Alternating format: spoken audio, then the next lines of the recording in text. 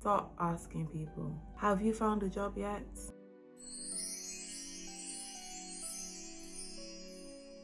Welcome back to my channel, and if you're new here, welcome.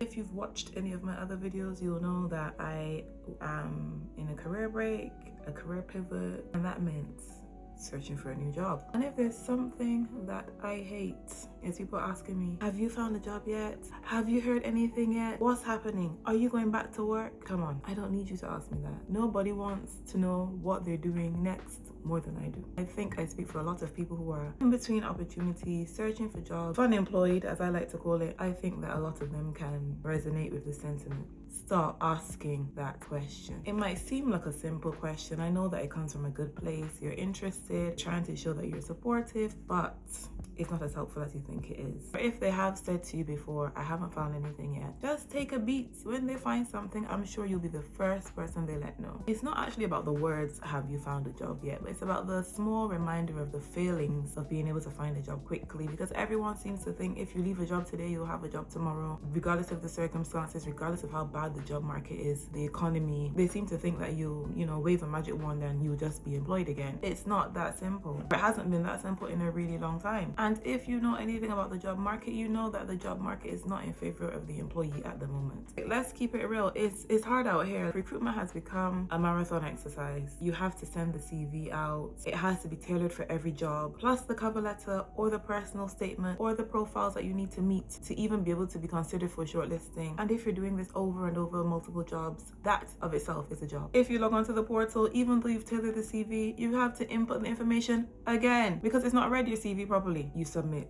and then you wait.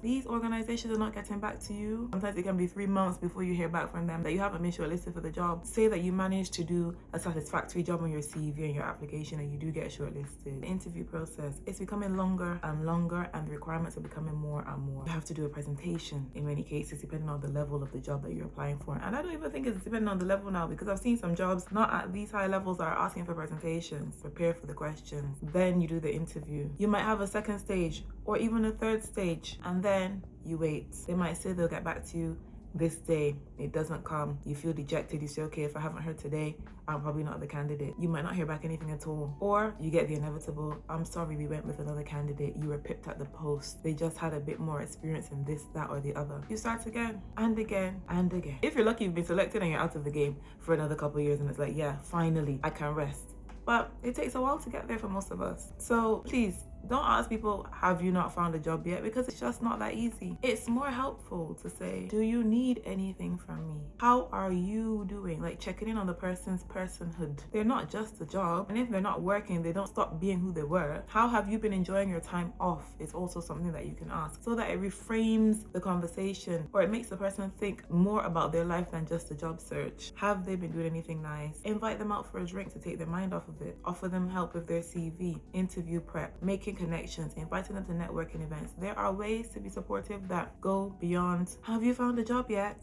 And if you're the one job hunting, you can set some boundaries. When I left my job and people were asking me, oh, have you found a job yet? How's the job search going? I very clearly said I'm not looking for a job right now. Was that the truth? No. I just don't need you to be asking me that. So when I have a job, I'll let you know. And that gave me so much peace because everyone around me knew. Don't ask again. Don't feel bad to say, I'd rather not talk about it. I'll let you know when I have something. I'd like to talk about something else because this is all that has been consuming my mind. Switch the topic or just point blank say, stop asking me that. I mean, sometimes you got to be the villain. The asker has to remember the person is already doing the hard part. They're searching for the job. We have no control over whether we get a job or not. That's totally in the employer's hand, and in an employer's market is even worse.